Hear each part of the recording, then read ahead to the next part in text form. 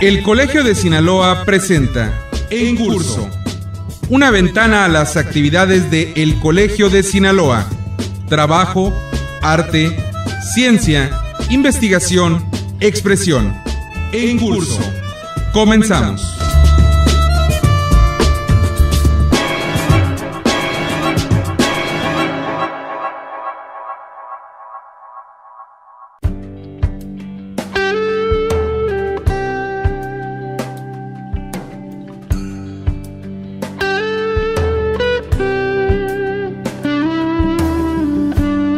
Para contribuir en la difusión del conocimiento, el Colegio de Sinaloa cuenta con una amplia gama de publicaciones que reflejan el carácter multidisciplinario de este organismo público estatal.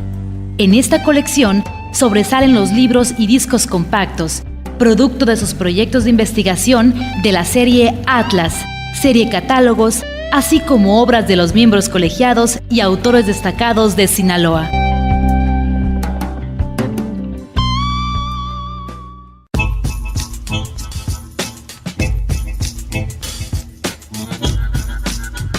Hola, ¿qué tal, amigos radioescuchas? Yo soy Gerardo Osorno y esto es una emisión más de En Curso, el programa de El Colegio de Sinaloa. En esta ocasión vamos a escuchar a la maestra Elizabeth Valdés, una periodista de mucha trayectoria reconocida en Sinaloa y en muchos otros lugares y que a lo largo de muchos años nos ha permitido conocer en diversos medios de comunicación, electrónicos, pero especialmente escritos, un trabajo importante que reseña, por supuesto, el periodismo cultural, no se diga el periodismo urbano y algunos otros formatos del periodismo tradicional que verdaderamente vale la pena recordar y repasar aquí el día de hoy con la maestra Elizabeth Valdés. Vale la pena escuchar este programa. El periodismo es un tema que poco hemos tratado aquí en Curso, pero el día de hoy tenemos un especialista y una periodista consumada, así es que disfrutemos de su presencia. Vamos a escuchar a la maestra Elizabeth Valdés.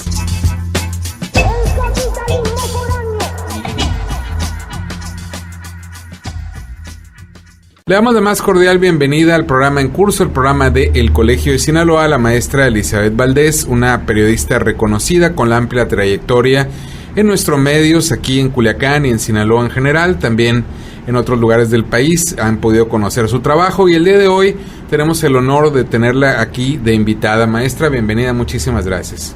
Muy bien, muchas gracias por el programa, por la invitación al programa, y la verdad es que estoy muy encantada porque yo he estado siempre como tu admiradora en este programa. Muchísimas gracias, es un trabajo no mío, es un trabajo de equipo, Bridget, la maestra sí. Trini, en fin, mucha gente.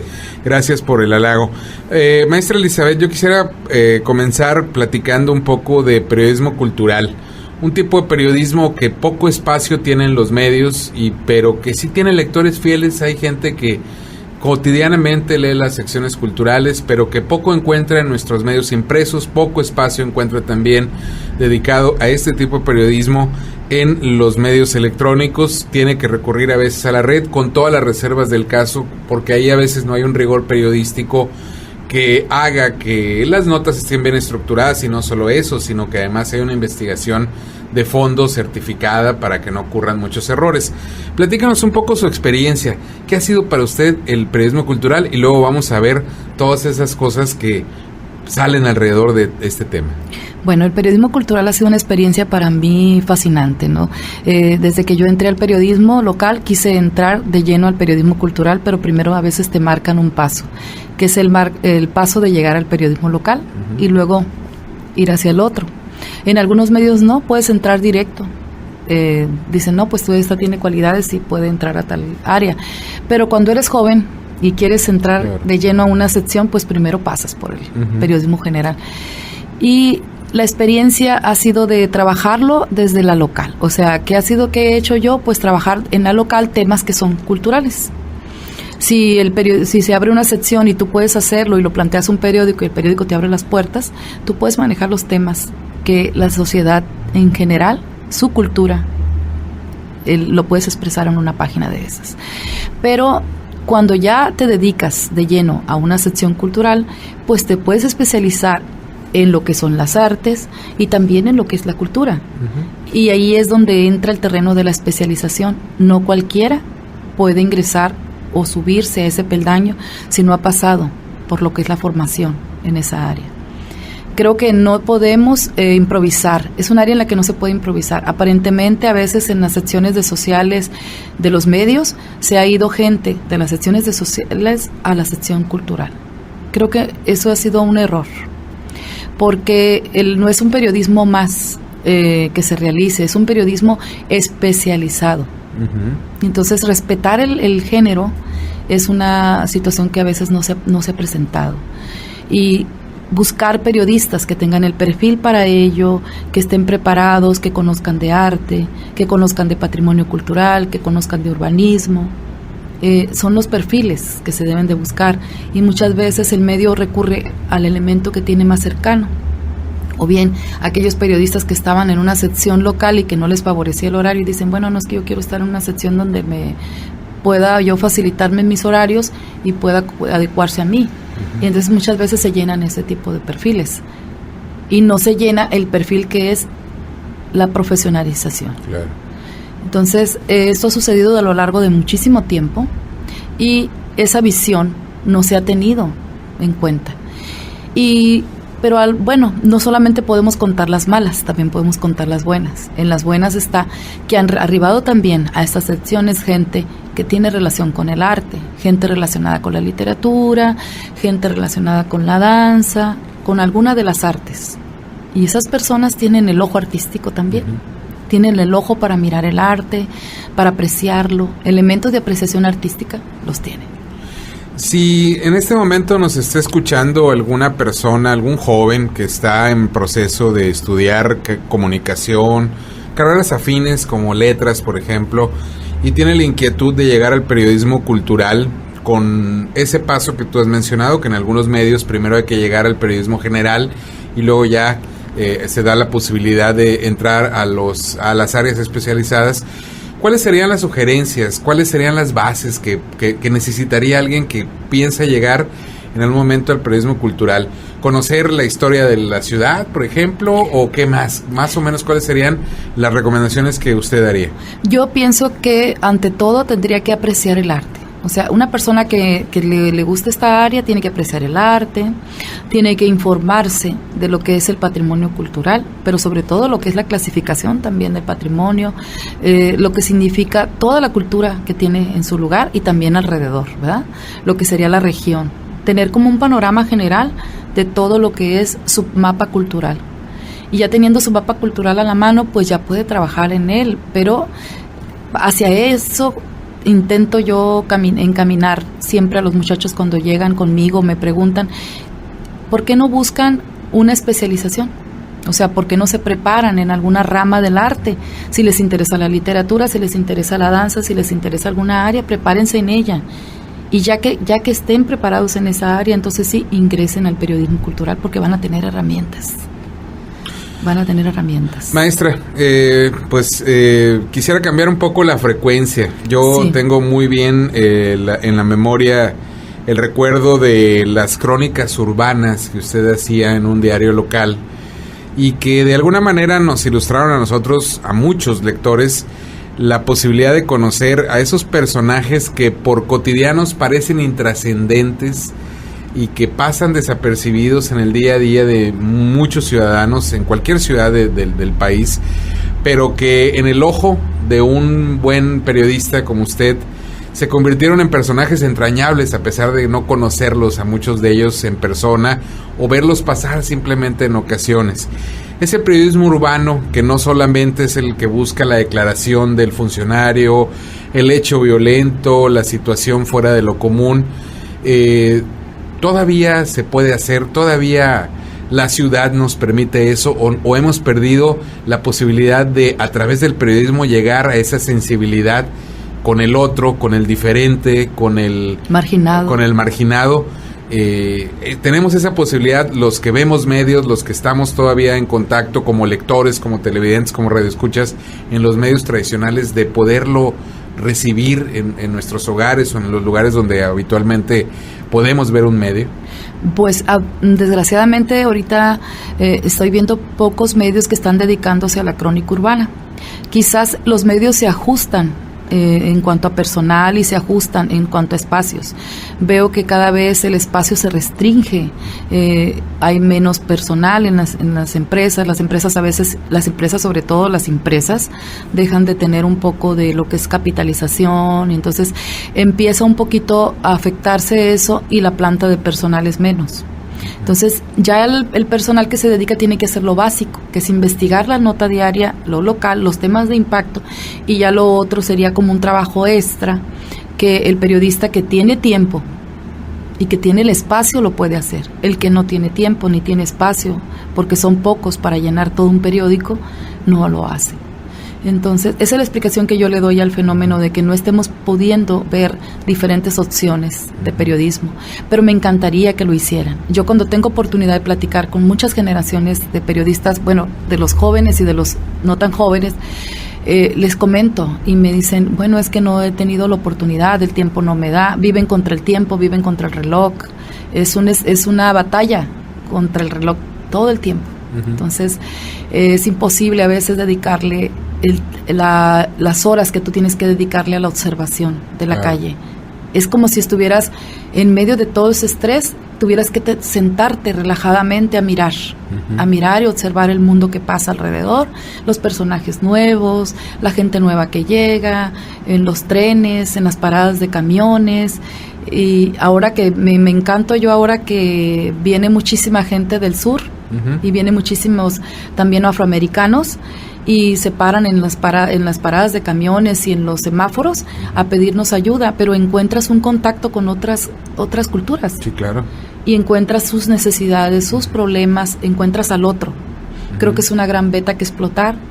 Creo que es el momento preciso de empezar a reflejar lo que estamos viviendo en el terreno urbano y cómo esas visitas nos enriquecen, porque nos amplían la visión del mundo y nos hacen ver que no solamente podemos ver lo regional, sino que está uniéndose varias culturas en un lugar.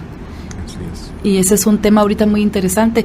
Y yo la verdad que lo ideo, lo pienso, y como ahorita no estoy en medios porque estoy estudiando una maestría, me quedo con las ganas, ¿no? Digo, bueno, después lo escribiré. Pero el asunto es que le demos importancia. Yo les invito a los medios, invito a los compañeros periodistas, a los jóvenes, a que vean con esos ojos, que nos paremos en medio del estrés y todo lo que es la vida diaria, a detenernos por lo menos una hora, a observar el centro, las calles, las plazuelas, las cosas que son distintas. Como decía un periodista viejo, un periodista de generación, maestro Miguel Ángel González, y no es un periodista viejo, es un periodista con mucha trayectoria. Maestra me decía siempre, la capacidad de asombro nunca se debe perder.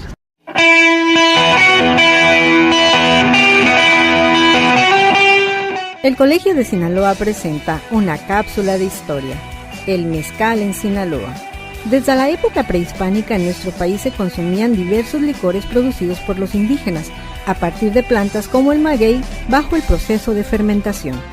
Con la llegada de los españoles se introdujo el proceso de destilación, que propició el surgimiento de bebidas a las que llamaron vino de agave o vino de mezcal, de donde surgió el tequila a finales de 1800. En Sinaloa, el mezcal se cultivó de forma artesanal en El Rosario, Concordia, San Ignacio, Mazatlán, Cozalá, Culiacán, Badiraguato, El Fuerte y Mocorito. Este último fue el principal productor para principios del siglo XX. La producción de mezcal durante el Porfiriato tuvo gran auge y se convirtió en caudal de riqueza de un selecto grupo de hacendados, entre los que destacaron Inés Peiro, Guillermo y Pablo Retes y los hermanos Insunza. Este programa es apoyado por el Consejo Nacional de Ciencia y Tecnología.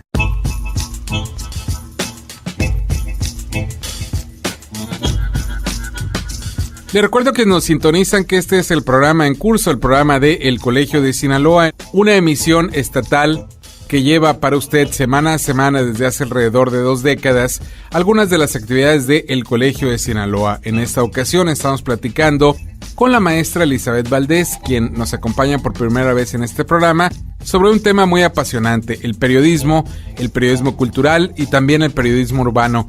2 especialidades, 2 géneros del periodismo que la maestra Elizabeth Valdés ha abordado frecuentemente y de una manera magistral. Verdaderamente vale la pena que conozcamos un poco más de este tipo de periodismo porque se ha perdido mucho en las páginas de nuestros diarios, en los tiempos que nos permiten escuchar los medios electrónicos, por un periodismo un poco diferente que a veces no informa, solamente nos transmite lo que otros dicen, el periodismo de declaraciones. Pero hoy estamos platicando de periodismo cultural y periodismo urbano con la maestra Elizabeth Valdés, así es que vamos a seguir escuchándola aquí en Curso, el programa de El Colegio de Sinaloa.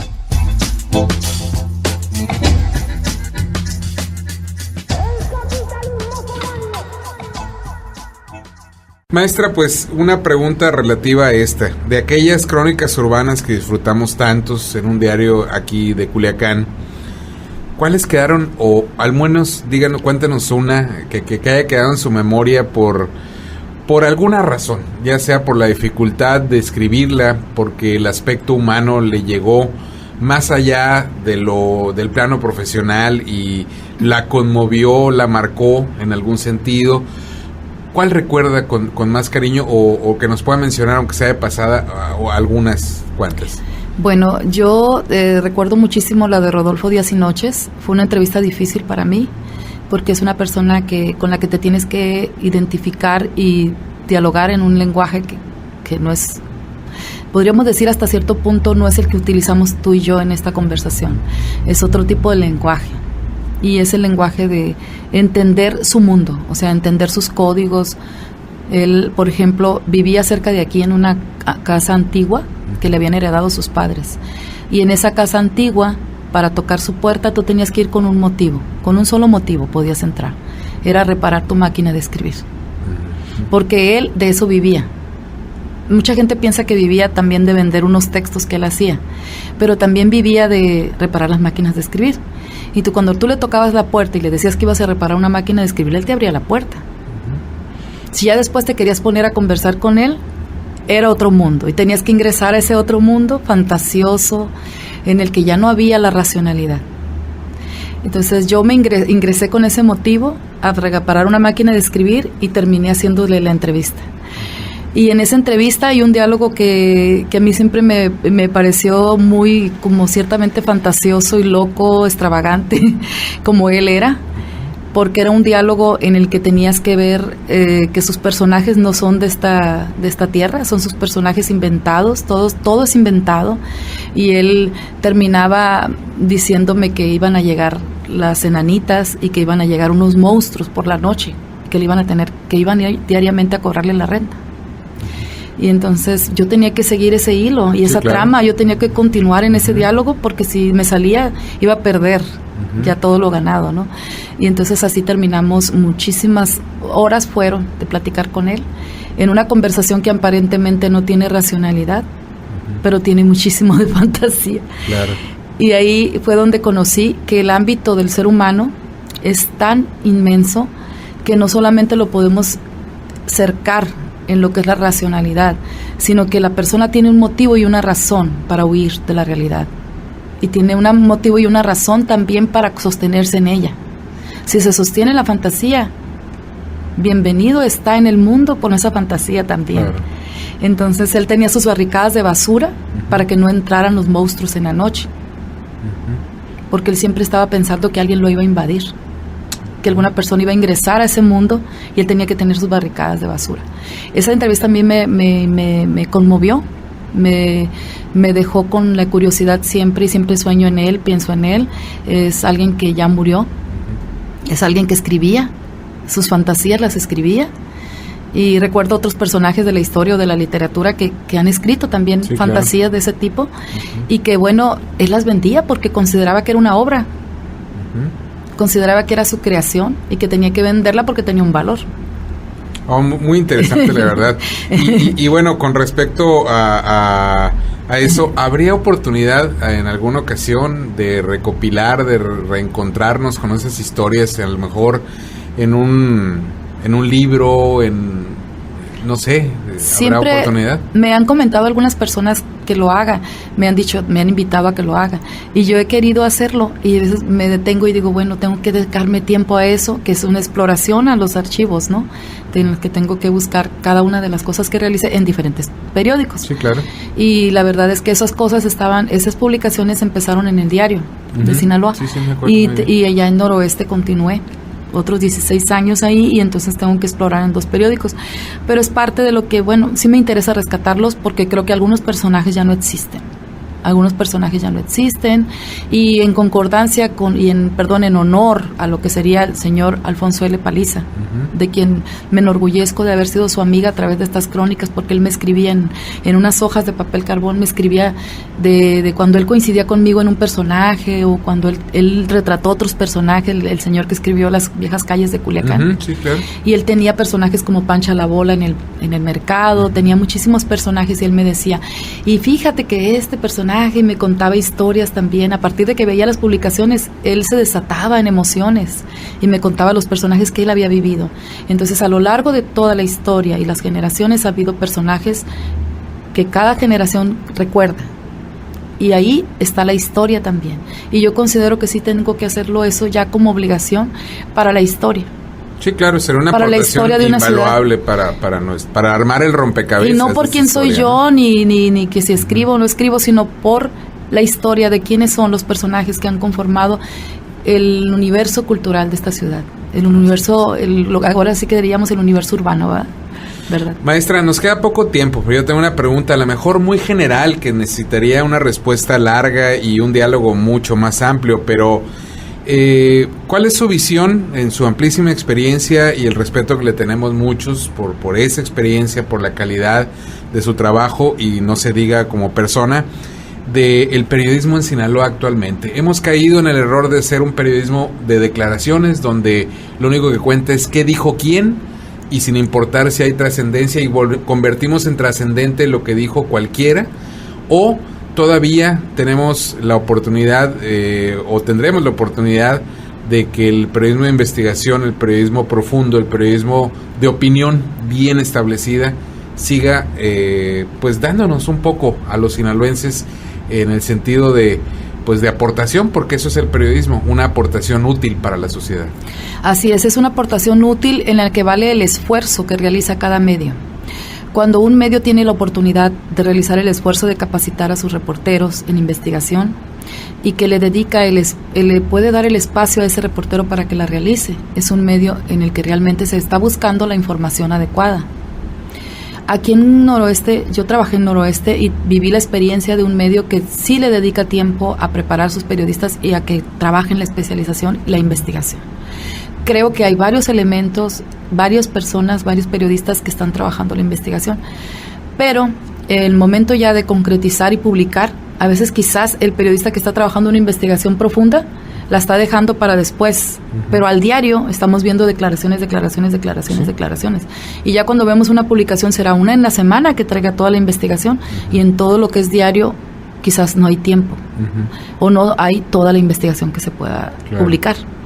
Y también debate, trabaja también la especialización, veo que también esfuerzos de Andrea, quien dirige ese medio, que trata de también de que los espacios de investigación ahí estén respetados, se le dedican también planas a la investigación, pero lo que es diario a veces, que creo que a veces, haciendo una mirada autocrítica, una mirada crítica, es que no utilizamos todos los días lo que es la información especializada, buscar a especialistas.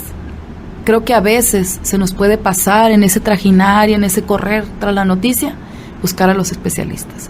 Si hay un temblor, no solamente busco a la autoridad, también busco al especialista. Si hay un ciclón, no solamente busco a la autoridad, también busco un especialista. Y en cualquier fenómeno climatológico o de tipo social, tengo que buscar un especialista. La mirada de un especialista me va a otorgar una mirada mucho más científica, más acercada a los hechos, más acercada a la verdad.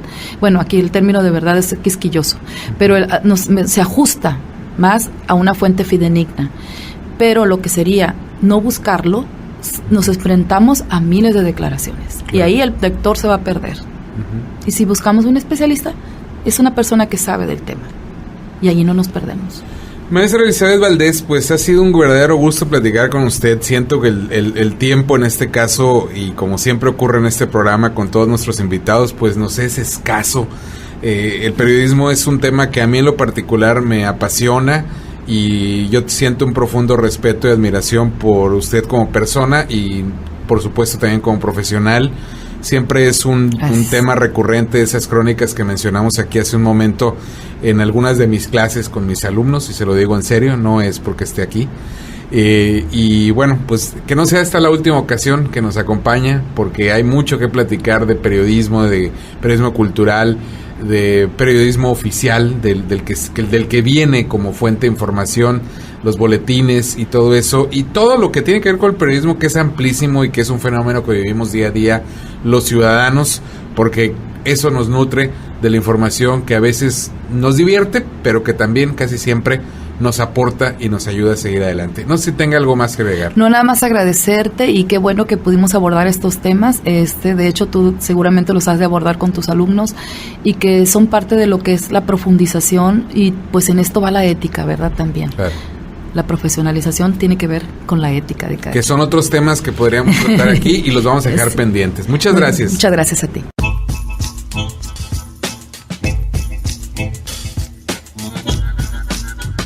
Estamos a punto de terminar. Hemos escuchado aquí en Curso en esta ocasión una entrevista con la maestra Elizabeth Valdés sobre periodismo cultural, y también tratamos el tema del periodismo urbano, un tema que verdaderamente apasiona y que ella ha logrado desarrollar a lo largo de muchos años de una manera magistral. Verdaderamente le recomiendo que siga los textos, que busque los textos que ya se publicaron de la maestra Elizabeth Valdés. Espero pronto se puedan rescatar muchos en un diario como el Diario de Culiacán, que ya desapareció, o en el Periódico Noroeste, que todavía se publica en Sinaloa, donde están registrados muchos de los trabajos de la maestra Elizabeth Valdés.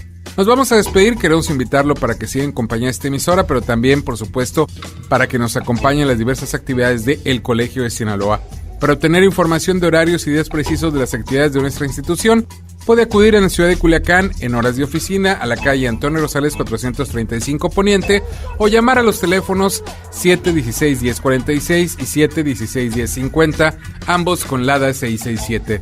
Desde cualquier punto puede enviar un correo solicitando información de las actividades del Colegio de Sinaloa a coldecin@yahoo.com.mx, o entrar a la página de nuestra institución www.elcolegiodesinaloa.gov.mx. Pero también puede volver a escuchar este programa cuando guste, y muchos más si entra a YouTube y teclea simplemente en ese sitio de internet El Colegio de Sinaloa, y con eso usted va a obtener un menú amplísimo de programas para que los escuche cuando usted lo desee.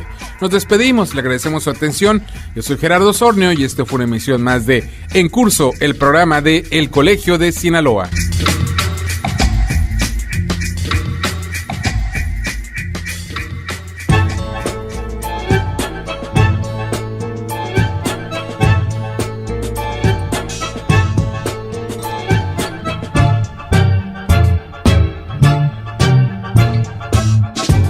Este fue En Curso, una ventana a las actividades de El Colegio de Sinaloa.